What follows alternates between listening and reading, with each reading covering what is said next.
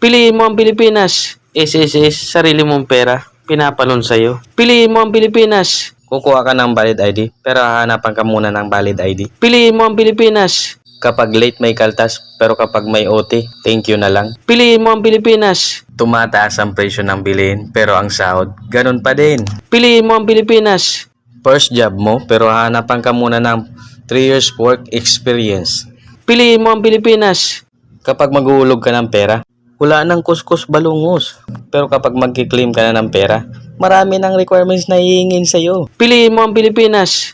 Hiring, waiter, pero graduate ka na muna dapat ng 4-year course with placing personality pa.